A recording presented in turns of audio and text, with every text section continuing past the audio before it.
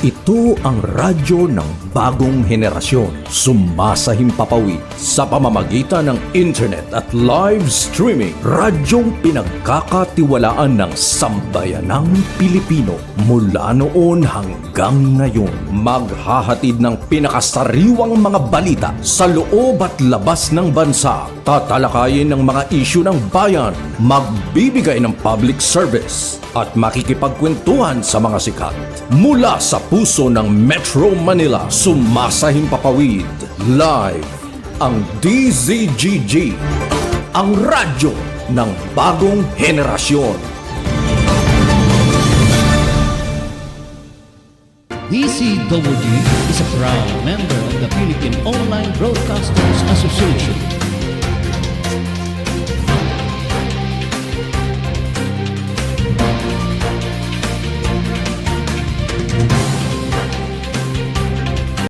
Balitang Pilipinas Worldwide. Programang siksik na balita, komentaryo at serbisyo publiko. Ang mga balita ay tatalakay ni Boyet Guillermo, magbibigay ng puro-puro at paglilinaw sa likod ng mga balita na nagmumula sa sikat na tao. Sa bahagi ng Balitang Pilipinas Worldwide, hindi mawawala ang serbisyo publiko para sa mga kababayan na nangangailangan ng tulong. Balitang Pilipinas Worldwide. Narito ang balita si Boyet Guillermo.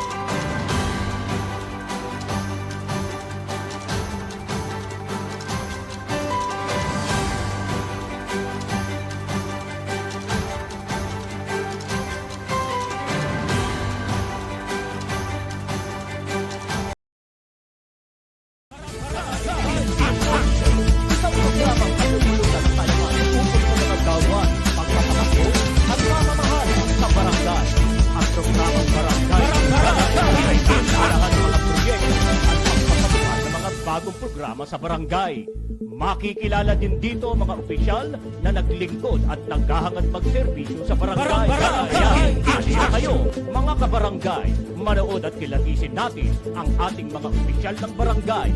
Samahan sina Rolly Bonion at Boyet Guillermo sa kanilang 1 oras na programa mula ika-11 ng umaga hanggang ika-12 ng tanghali.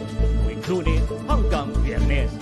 Barangay in Action! Narito na ang mga pinagpipintagang host ng programa.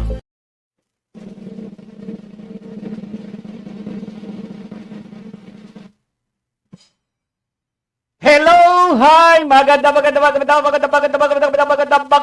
tanghali po sa inyong lahat sa 4,422 barangay sa buong Pilipinas. Ayan. Aha. Muli po, narito na naman po tayo sa isang edisyon ng Barangay in Action. Yan. Araw po tayo ng Tuesday, Martes, September 5, 2023. Alright. So, tayo po ay magsama-sama po muli sa isang oras po nating pagtalakay sa ating pong mga sa ating barangay, sa ating mga opisyal ng barangay, ano ho? Talakayin po natin, pag-usapan natin ang mga bagay-bagay tungkol diyan sa inyong lugar, sa inyong mga barangay, iparating po ninyo sa akin dito. Ano ho? At ating pong pag-usapan nang sa gayon naman ay maparating po natin, naiparating natin sa mga barangay official kung ano man po ang problema diyan sa inyong mga barangay. Ano? Kaya alina, tayo na. Ayan. Ala ko to sa talaga tong aking relo na naman eh. Oho, no? Alright. So, medyo dito sa Metro Manila, ano ho, tumila ang ulan, ano ho, tumigil. Oho, hindi na ho tulad ho kahapon na talaga namang ho madaling araw, ang lakas-lakas, ano, maghapon. Sa ngayon, ayan, makulimlim lang po ang kalangitan dito sa Metro Manila, pero sa iba't ibang lugar, ay nako, sa iba't ibang lugar ay talaga naman pong ano pa rin ho sila, nakakaranas pa rin ho sila ng matinding pag-ulan. At yung mga ibang lugar na mabababa, katulad do sa parte ng Bulacan, naku, nakita po naman ho ninyo, ano? Grabe ang tubig. Tubig baha. At biruin nyo, maabot na ng hanggang dibdib. Samantalang ganun-ganun lang yung ulan, ano? Hindi naman talaga todo buhos, kaya lamang talaga hong walang tigil. Matagal ho tumigil, kaya ayun, naipon ang tubig sa mabababang lugar at yun, tumataas. Kaya mga kababayan natin dyan, sa parting Bulacan, ay ingat-ingat po tayo. Talagang ganyan, hindi ho natin talaga mapipigilan ang kalamidad. Hindi natin ho masasabi at mapipigilan ho yan. Kapag kalamidad na ho ang ating katapat, ang ating haharapin, wala hong nakakaalam, wala hong tao kung sino man, kahit ang ating pamahalaan, hindi kayang pigilan po yan, kundi tayo po ay ang ginagawa ho natin maghanda para hindi mapinsala. Yan lang ho ang kaya na ho nating gawin. Ang paghahanda, lamang dun nga ho sa mga lugar na mababa, lalo na, ayan, nagsabay-sabay pa yung high tide, kaya ang tubig baha ay lalong tumataas. Mga kababayan natin, mag-iingat po kayo. Ingat po kayo sa paglusong-lusong sa baha, baka kayo po ay malusot sa mga imbornal. At may mga kuryenteng nakalundo-lundo dyan at nakalaylay sa tubig. Nako, delikado po. Delikado. Kaya kung wala man mahalagang importante na gagawin sa labas, manatili na lamang po sa bahay. At bantayan ang inyong bahay. Diyan lamang po kayo. At kung meron namang paraan din, na meron kayong bangka na masasakyan at bibili ng pagkain, huwag iiwan ng bahay. Dahil baka pagsamantalahan pa ang inyong bahay habang walang tao. Yan, gandang tanghali. Si Paring Crispin, ayan na. Okay, Paring Crispin, dun sa sa parte ng Pangasinan kila Paring hindi yata bumabaha ron eh. Pero ang Bugalyon, wala hong pasok diyan sa Bugalyon, Pangasinan, San Carlos at ano pa bang mga lugar diyan sa sa Pangasinan ang talaga namang ngayon walang pasok ang eskwela dahil sa patuloy po ng ulan dulot po ng southwest monsoon at habagat na nagpapalakas po dyan sa bagyong si Hana. At may mga nakaantabay pa, may mga namamataan pa na low pressure at nagbabanta pa rin pumasok sa area of responsibility ng bansa ng Pilipinas, yung bagyo na yan. So yan, ang mga nagkansela ho ng klase ayan sa parte po ng probinsya ng Bataan. All level po ang public and private school. Ayan, kansilado sa araw na ito. Pero dito sa Metro Manila, Hindi po nag-cancel rito. Dahil ano naman ho no? Maganda naman ho. Maganda naman ho. At mula pa ho kanina, hindi naman ho nag-uulan. Hindi ho nag-uulan. Kaya at kuminsan nga, sumisilip-silip ho ang haring araw. Kaya mga bata ho ay nakapasok din naman. Alright, ang Bulacan Province, yan, all level. All level, public and private school. Yun, sa Pangasinan din po. Bugal yun. Lahat din po ng pampubliko at pribadong paaralan. Yan, kansilado ang pasok. Sa Dagupan City, preschool to high school and public and private school. Sa Infanta, Infanta Quezon to, no? Sa Infanta, yan, all level and public and private school. Sa Lingayen, preschool to senior high school, public and private. Sa Lingayen. Maganda rin ho sa Lingayen, ano? Yan, Magantarem, all level and public and private school. Sa Pampanga po, ang Angeles City, all level and public and private school. Bacolor.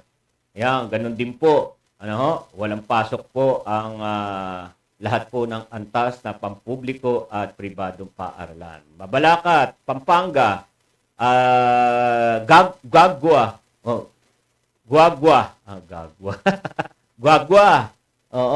Yan, all level and public private school. Mabalacat, yan, all level and public and private school. Macabebe, yan, localized as follow. Yung San Jose Elementary School, Dalan, Balite Elementary School, Talaksan National High School, Takasan Elementary School, San Gabriel Elementary School, Kaduang Tete Elementary School, Elementary and High School, Sablad, David Elementary School, San Isidro Elementary School, San Vicente, San Francisco High School, at yan, Santo Niño. Tika, lumagpas na ako.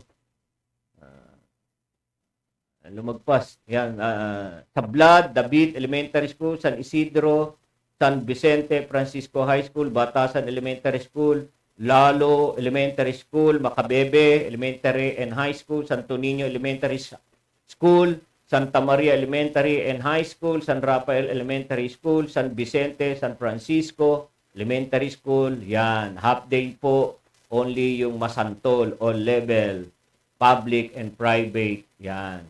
San Fernando, all level and public and private. At Santo Tomas, all level and public. Yan.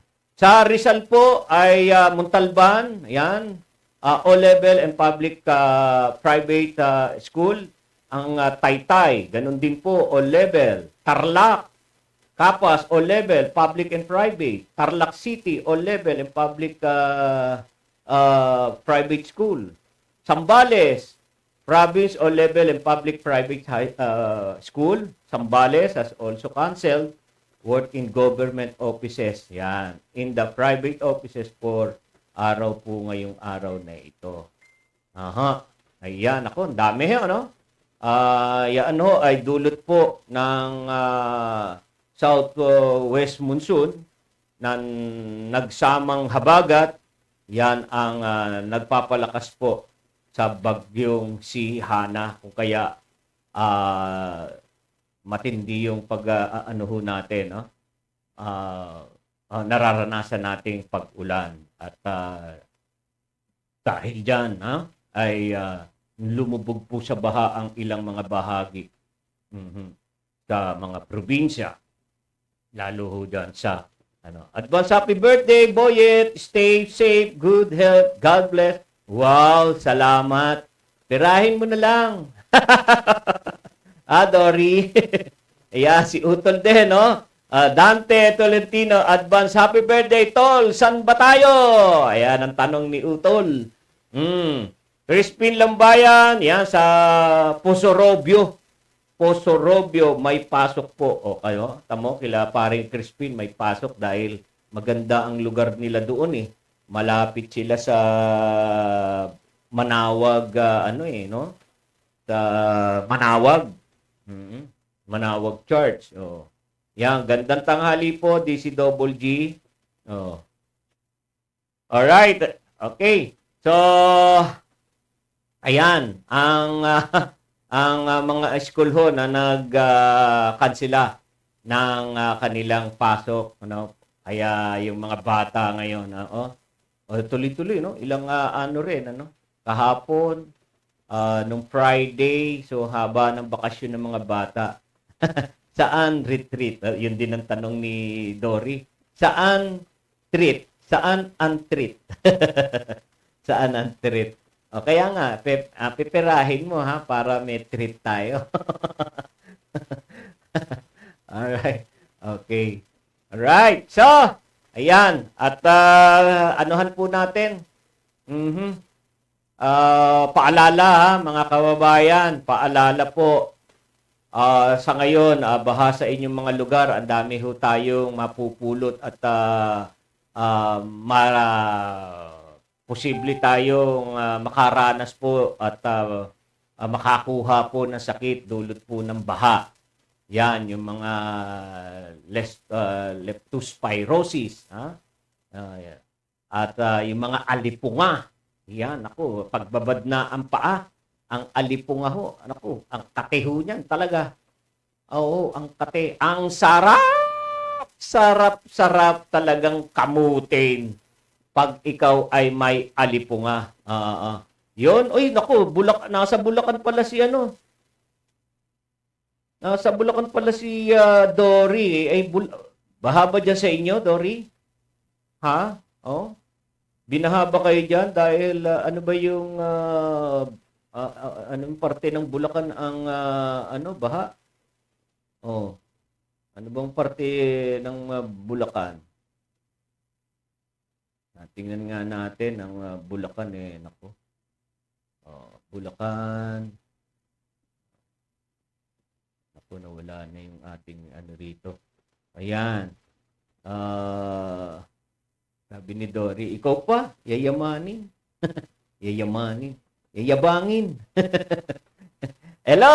Ayan, si Maring Ning, Teresa Sarmiento, candidate for counselor. Yan. Mare, good luck sa sa political journey mo. Mahahati na ngayon ang pag-ibig mo kay paring Edito. Kalahati na lang, 50% na lang kay paring Edito at 50% sa barangay. Yan ang yan na ngayon ang pagmamahal. May kahati na si paring Edito sa'yo, Mare. Dito sa lugar ng bahay namin, hindi kami binabaha. Sa tabi-tabi namin, binabaha sila kasi katabi sila ng ilog at palaisdaan at bukid. Ay, yun. Oo. Ano pala, no? Nasa high level. Ay, nasa high level sila, sila Dory, kaya hindi sila binabaha. Right. Ayan, may palaisdaan pala dyan, Dory. Manghuli ka ng isda, panghanda. Ayan, may palaisdaan pala dyan eh. Tama ka, paring Boyet. Sabi ni Maring Ningning. Maring Ning, wag mo nang wala pang kampanya, no? At siguro sa ngayon busy ka. Busy at merong mga supporters na tumutulong sa iyo. Go lang. Oo. Basta't paglilingkod sa bayan. Oo, talagang diyan tayo darating kapag nagkakaroon na tayo ng edad, ano? Gusto na rin talaga nating maglingkod. Kung hindi man sa simbahan, sa ating komunidad, hindi ba? Oo. Ayan, maraming fresh na isda dito sa amin. Malapit lang kami sa pondohan ng isda. Oh, yung pala naman Oo. Mag-ano ka dyan, manaklob ka o kaya mambinwit. Dory, papakyawin ko sa iyo. Saan ba yung lugar ninyo sa Bulacan? Madalaw ka nga dyan. Ha? Madalaw ka dyan para ano? Pero wag ngayon kasi baha. Ay, isda, dito fresh talaga. Malolos lang, malapit lang. Oo, sa Malolos lang sila. Lapit lang nakakarating nga ako ng Pangasinan Oo. Nakakarating nga kami ni Deli ng Pangasinan. Alright! So, yan, mga kababayan, mga kabarangay, ingat-ingat po sa baha. Mag-ingat ho sa mga, lalo na yung dengue. Linis-linisin na po ninyo ang inyong pong paligid ng bahay. At ngayon, hindi, pwede na siguro kung sumisilip na ho ang haring araw sa inyo, ilabas nyo yung mga sinampay ho ninyo ng maarawan at hindi rin ho binabahayan ng lamok. Kapag ang sinampay ay nasa loob ng bahay, talaga naman ang lamok andyan Lalo na kapag kulay itim yung mga sinampay ho ninyo. Linis ho tayo. Yung mga sulok-sulok, ay inyo pong linisan at nang sa gayon maano natin. Mabulabog ang lamok. Mabulabog natin ang lamok. Ayan, ano ka na diyan? Dami. Magagaganyan ka na. Ayan.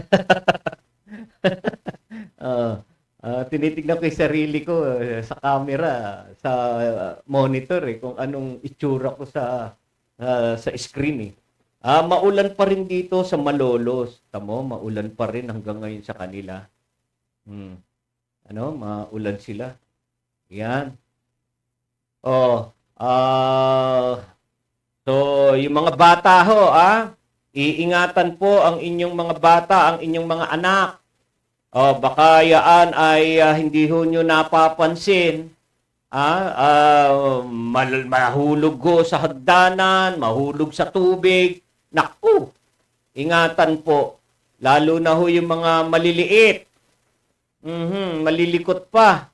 Naku, siguruhin po ninyo na hindi makakagapang ang inyong anak sa balkonahe na baka mahulog ho sa hagdanan. Baka minsan ang bahay wala hong balkonahe. Walang balkonahe. Alam nyo, kaya yan ang tulong ho Ang isang bahay, talagang dapat yan kapag ginawa, talagang kailangan may balkonahe. Dahil yun ho ang purpose ho ng bahay na para ligtas ang nakatira sa bahay. Kumbaga sa hindi agad siya, kung nasa loob siya ng bahay, hindi agad siya mahuhulog. Kaya dapat may balkonahe ang bahay. At doon sa balkonahe, andun yung hagdan. Di ba? So, makakagabay ka sa hagdan dahil may balkonahe.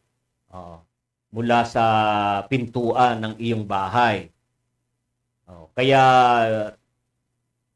karamihan at yung unang mga bahay na tinayo, meron talagang balkonahe. Alam niyo, natutunan ko pala yan, ano ko yan? Nabasa ko po yan sa Biblia na ang bahay ay dapat nga pag tinatayo nakaharap po sa silangan ang pintuan. May turo sa atin ng Panginoon pala dyan sa ganyan na ang bahay kapag itatayo. Yung pintuan at bintana nakaharap po sa silangan. Hindi ho sa kanluran, yung lubugan ng araw. Kailangan sa pagsikat ho ng araw, yan, pasok agad ang diyan, ang grasya. Dahil yung liwanag, liwanag ng buhay, no, liwanag ng araw ay pasok agad sa loob ng pamamahay. Ang liwanag ay biyaya. Kaya kita mo, di ba? Yung mga engineer, sinusunod din nila yan. Dahil yun ay nakasulat. Nasusulat. At ang bahay ay merong balkonahe.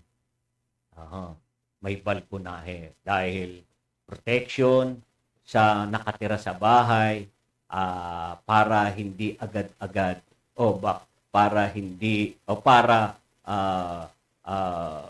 yun nga, maprotektahan sila at hindi madisgrasya, kumbaga, na agad-agad mahulog mula sa pintuan.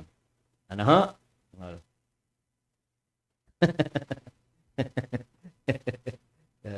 Ayan, ha? So, kaya po, yan ang ating po paalala ngayon at yan ang bahagi ng ating programa, yung pagpapaalala at yan ay serbisyo. Yan din po ang serbisyo namin. Ang serbisyo ng DCWG Broadcasting Studio. Alright, so sa ngayon po, malapit na ho talaga. Malapit na ho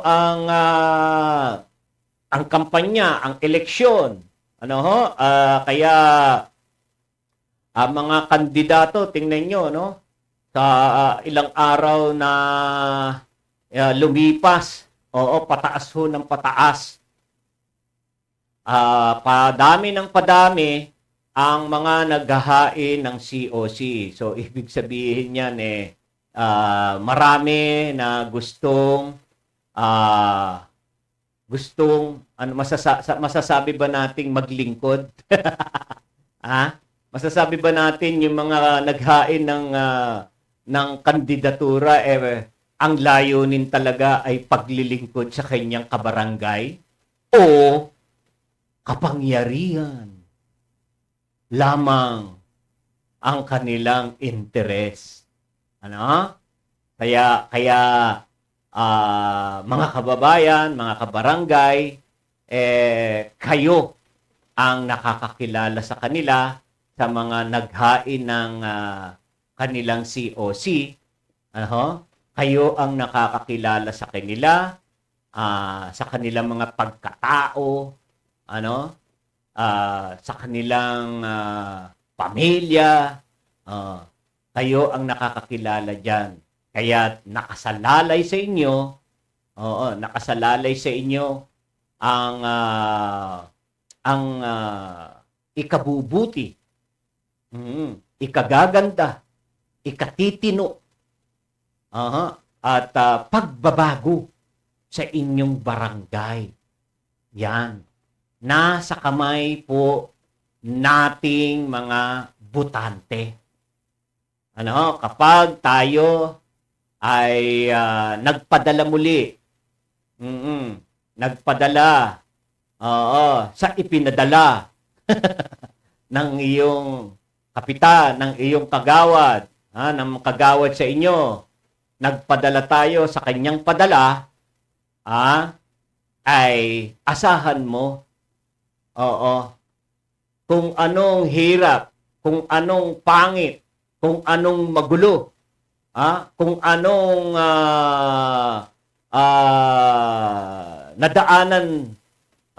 nadaanan ng panahon dyan sa barangay mo, ayan ay mauulit lamang.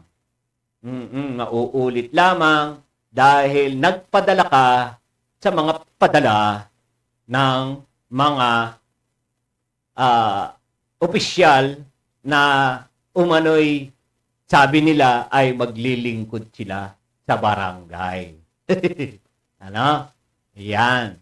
Kaya tayo ay sa araw ng paghuhukom. Paghuhukom, ano?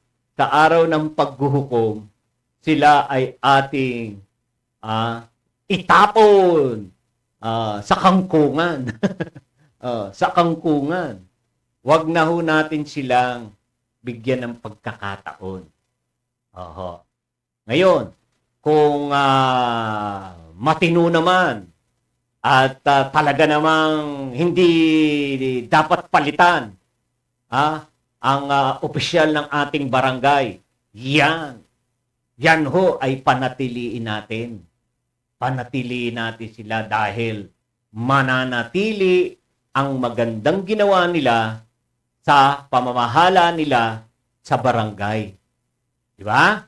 Kaya dalawang bagay lang po yan ang ating pagpipilian. Dalawang bagay lang po yan. So, andyan. Namumudmud ng pera. Sahod lang ng sahod.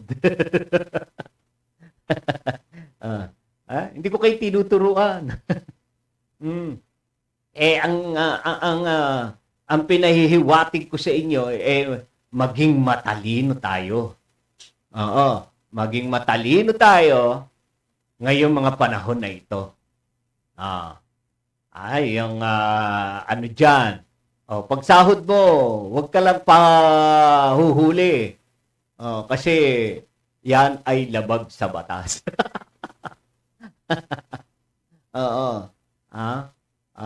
Pag nahuli, ayan, patay kang bata ka. Kaso ang namili ng boto, may kaso din ang nagbenta ng kanyang boto. Yan. Kaya ang mga hakbang na ginagawa natin ay dapat natin pinag-iisipan ng husto. Pinag-aaralang mabuti para sa bandang huli ay hindi tayo nagsisisi. Sa bagay, yun nga ho ang kasabihan, nasa huli ang pagsisisi. Ang sabi ko sa inyo, para hindi tayo magsisi sa huli. Kahit nangyari sa iyo, huwag ka na magsisi. Huwag ka na magsisi. Alright. So, alam nyo, ito nga sa pagtaas po ng mga kandidato, mga naghain ng Certificate of Candidacy. Ayan. Kita nyo, ang COMELEC po, yan, ay sila po ay nakapagtala po ng, laki na. Mahigit na po na 1.3 million na individual. Individual. Individual ho. Yan yung mga naghain ng kanilang Certificate of Candidacy mula barangay, kagawad, SK chairman, SK kagawad. Yan. Para po yan sa barangay at sangguniang kabataan eleksyon sa darating na Oktubre at 30. So, base po sa pinakahuling datos na inilabas po ng COMELEC, September 3, 2023, yan, umaabot po sa 1,316,265 na mga aspirante po ang naghain nga po ng kanilang sa kandidatura ng kanilang Certificate of Candidacy. At nasa 92,000 naman po ang at 173 ang para sa mga posisyon ho sa punong barangay. Tingnan nyo, 92,000 sa posisyon po ng punong barangay. Dami, no? 690,531 para naman ho sa sangguniang barangay. At 85,816 para sa mga miyembro naman ng SK Chairman.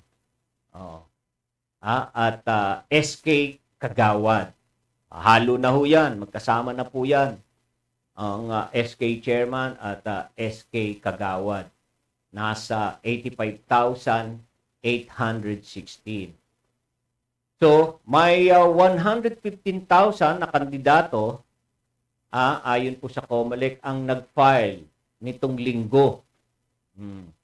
Ang ika-6 na araw para po sa paghahain. 5,158 para sa punong barangay. 42,198 para sa mga miyembro ng sangguniang barangay. 9,900 para sa SK Chairperson at 59,188 para sa mga miyembro ng SK. Yan. Ang mga kandidato ay maglalaban-laban para sa kabuoang 672,016 na pwesto. 42,100 para sa punong barangay. Ayan, no, yung 42,000 lang ba tayo?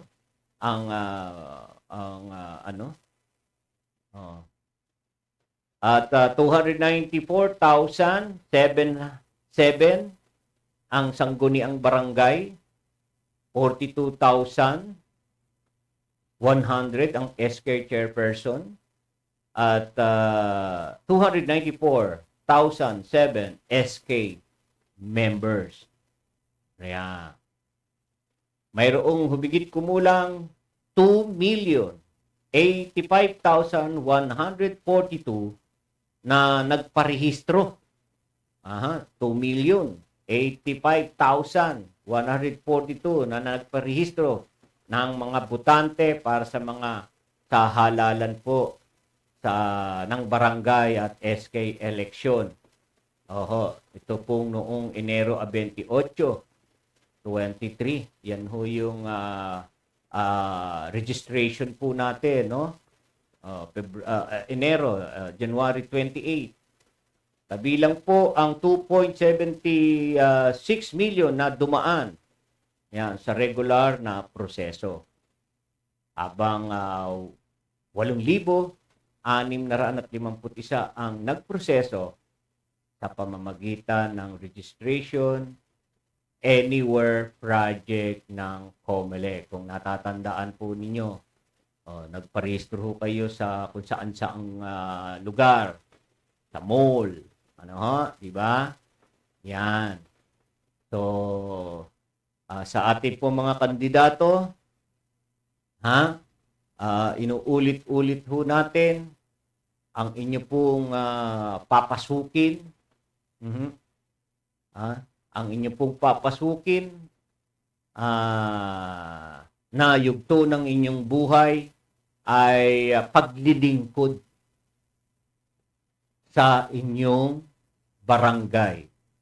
Kayo po ay maglilingkod sa inyong mga kabarangay. Pag sinabing paglilingkod ay para kang ano dyan. Para kang alipin. Alila. Maglilingkod ka. Kaya mo ba yan? Magpaalipin, magpaalila, gawing utusan. Kasi lingkod ka ng barangay. Pag hindi mo alam ang iyong katayuan at hindi mo kayang sikmurain, no? Ayaw mong maglingkod, gusto mo may kapangyarihan lang, ay hindi po pwede. Hindi ka karapat-dapat yan. Ibigay mo na lang yan sa iba. Hindi po pwede may kapangyarihan ka lang. Kasi ang kapangyarihan, yan ay tukso. Diyan ka makakagawa ng paglabag sa iyong tungkulin. Na kung saan, kapag ikaw ay lumabag sa iyong tungkulin bilang isang lingkod ng barangay, merong kaaghibat, may karapatan, may karampatan na parusa sa iyo. Kaya, kung yan ang pakay mo, kaya ka naghain ng Certificate of Candidacy, mahiya ka, matakot ka sa Diyos.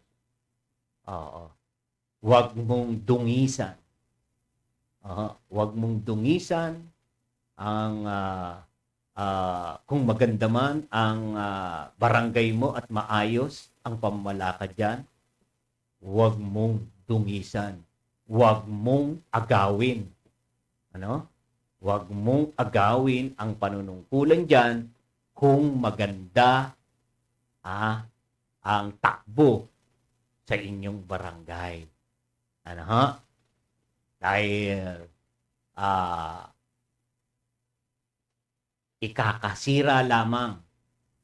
Ikakasira lang ho ng magandang imahe ng inyong barangay sa pamamagitan ng mga opisyal na talagang walang inisip kung hindi ang magandang pag-unlad sa barangay. Walang inisip kung hindi ang kapakanan ng kanyang mga kabarangay. Kaya huwag mo nang agawin yun. Kung hindi ganon ang iyong layunin, hindi maganda ang iyong layunin, huwag na. Pero, pag tapat ka na talagang maglilingkod, maglilingkod, sige, go, suportahan ta ka. Suportahan ta ka. Yan. Alright? Oo, kasi bakit hindi namin kayo paaalalahanan? Sapagkat yung pinapasok po ninyong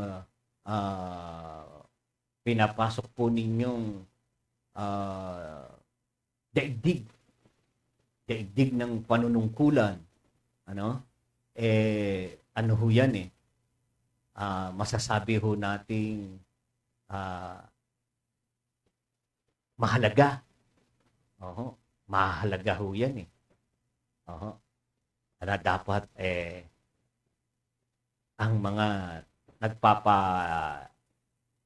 nagpapalakad ng barangay dapat talagang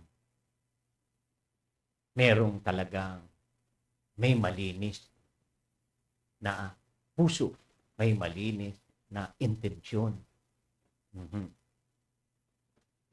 para sa kanyang barangay. Okay? Alright? So, tayo naman po, paulit-ulit din po nating sa sinasabi. Paalala. Tayong mga butante. Bantayan po natin sila. Bantayan po natin sila. Lihim nating ikampanya na huwag silang iboto. Lihim nating ikampanya na wala tayong mapapala sa kanya kung siya ang manunungkulan sa ating barangay. Oh. At kilalang kilala mo siya kung ano ang ugali at pagkatao niya. Ano? Kaya huwag tayong magkakamali. Huwag tayong magkakamali sa pagpili. Isipin po natin na ilang taon, ilang taon na naman sila, ilang taon na naman kayong magtitiis na walang magandang pagbabago sa inyong barangay. Di ba? Isipin ho natin na yung ating mga anak lumalaki, nakikita ang ating barangay na walang makitang mabuti. Mabuti na proyekto para sa kanila. Di ba? At ang mga residente sa barangay, tingnan nyo, ang barangay nananatiling madumi. Ang mga magkakapit-bahay, patuloy lang ginagawa ang hindi kaaya-aya sa paningin ng mga bata tulad ng mga bisyo na inilalantad sa kalsada at nakikita ng mga bata. Ilalatag ang lamesa. Ayan. Andyan na. Sarado na ang karsada. Nilatag ang lamesa dahil, nagkakatagayan na. So, yun ang laging nakikita ng bata. Kaya, pag lumalaki ang bata, ayun din ang ginagaya. Kasi sa tingin nila, yun ay tama dahil nakita sa matanda. Dahil tayong mga may edad, tayong mga unang henerasyon, ang kanilang tinitingnan, inoobserbahan, at tayo ang nagiging idolo nila. Kaya kung mali ang ginagawa natin, yun ang kanilang makokopya. Yun ang kanilang gagayahin. Kaya wala nang pagbabago sa barangay, dahil yung mga sisibol na inaasahan natin na sila ang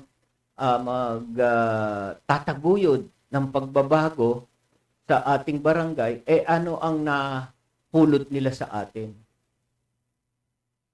Hindi ba yung puro kapangitan? Oo. Wala nang mangyayari. Tuloy-tuloy na lamang po yun. Tuloy-tuloy na lamang.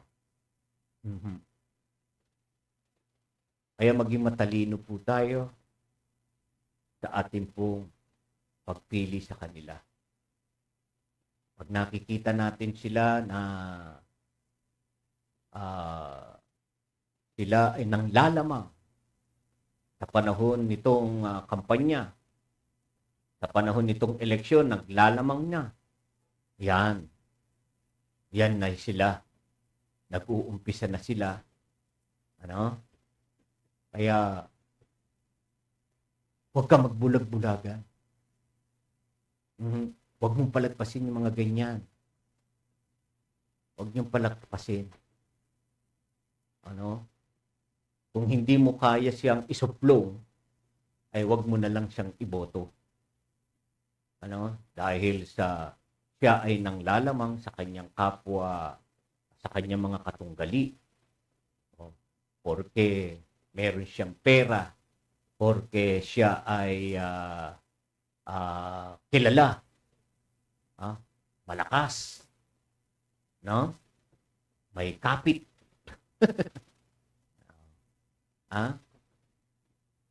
Kahit anong kapit niya, Pag nilaglag natin siya, bagsak.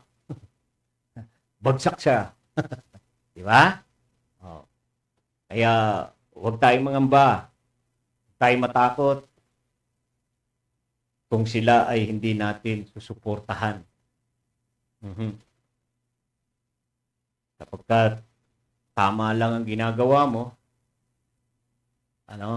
tama lang at hindi man nagwagi ang taong kandidatong iyong binoto, nagamit mo sa tamang paraan. Ang iyong karapatan na bumoto. Proud ka pa rin dyan. Isang magandang katangian ho yan sa bawat isa sa atin. Pag yan po ay ating pong pinakilo sa ating buhay sa panahon po ng botohan. Panahon ng eleksyon. Right? So, teka. Tayo po ay, ano ba yung sunod natin dyan? Eto, teka. Babati ko. Wala pa.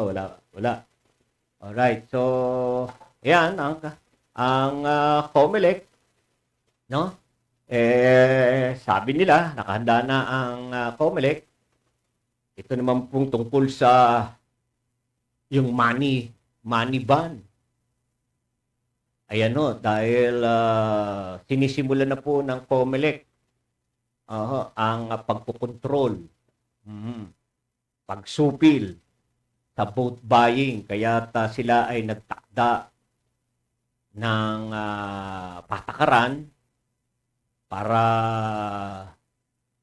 nagtakda sila ng patakaran sa ilalim po ng money ban na huhulihin at ituturing silang vote buyer. Kapag sila ay mahulihan ng sobra-sobrang pera, sobra-sobrang pera na sabi natin na sobra sa 500,000 piso. Yan. At pag hindi ho yan ay naipaliwanag ng taong nasa kote na may dalang ganyang halaga na sobra sa 500,000, yan, kinukonsidera ka na isa kang mamimili ng boto. Yan. At yan ay sinabi po ng COMELEC na plano na po nilang ipatupad po yan. At ito na ho, yan. Pagpasok na ho ng yan, ng eleksyon. Diyan ho ay magkakaalaman. So, nakasaad po sa Section 27 ng draft po ng Kontra Bigay Resolution. Meron hong resolution ng COMELEC, yun nga, pinamagatang Kontra Bigay. Yung mga Kontra Bigay. Iba yung payo ko sa inyo. Tanggap bigay. Yung bigay, tanggap. Huwag ka lang pahuhuli. Na ituturing ng komisyon na mayroong daw nagaganap na vote buying at selling kung ang isang individual ay makuhaanan ng malaking halaga ng pera. Lalagpas nga po sa 5 milyong piso. Tama. 500. Hindi 5 milyon. Laki naman. 500,000 piso. Yan. Sa araw po na nakatakdang araw ng halala. So, man, sinabi po ni COMELEC Chairman Garcia na mga individual na may makatuwiran naman pong background at ay exempted sa naturang money ban. Kabilang na ang mga negosyante at disbursement officers o cashier at iba pa.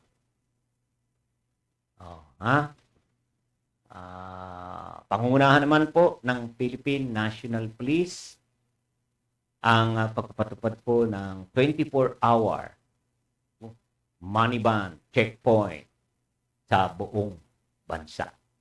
O kaya tingnan nyo mga checkpoint po natin na napapansin na po ninyo. Abutin po kayo ng gabi sa daan, ayan, nakikita na po ninyo yung ating mga checkpoint. Kaya tayo sa checkpoint, may paalala rin ho dyan na hindi na ho kailangan lumabas ng sasakyan para ma-check. Pag inilawan o kung mas mainam nga, bukas na yung ilaw ninyo kung mapapadaan kayo sa checkpoint, bukas na yung ilaw sa loob ng kotse at kita na yung loob. Ganun lang ho ang checkpoint. Hindi kayo pabababain ng sasakyan, hindi kailangan ibaba ang windshield. Hindi pwedeng buksan ang likod ng sasakyan. Ganun lang po at yung ating po mga nagsasagawang ng checkpoint na mga otoridad, dapat po sila ay naka-uniforme doon sa lugar na maliwanag, hindi sa gabi. Kasi may mga pagkakataon, may mga pangyayari din talaga, may mga nagche-checkpoint. Hindi naman talaga nagche-checkpoint. At may masamang motibo sa kanilang pag-checkpoint. Kaya yung mga ganon, doon mo mapapansin yan sa mga madidilim na lugar. At yung iba ay hindi uniformado, yun ay bawal. At magduda na kayo. Magduda na kayo pag ganon. Kung meron namang hukay nakikitang ganyan, maaari po nating i-suplong, i-report. Sa checkpoint din makikita kung sino yung commander. Commander at commander ng checkpoint, commander ng police, at nandun din yung pangalan. Yung pangalan po ng COMELEC officer sa lugar na nakakasakop. Alright. So, tayo po ay alas 12 pasado na. At tayo po ay magpapaalam na po. At tayo ay magkita-kita po. Naanyayahan ko po kayo sa programa ho natin mamaya sa Balitang Pilipinas Worldwide, alas 5 hanggang alas 6.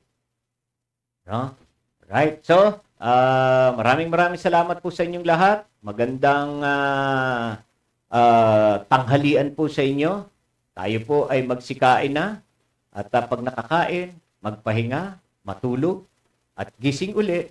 Pag gising, merienda. Huwag hong idadiretso ang tulog na paggising ay hapunan na. Kain na uli.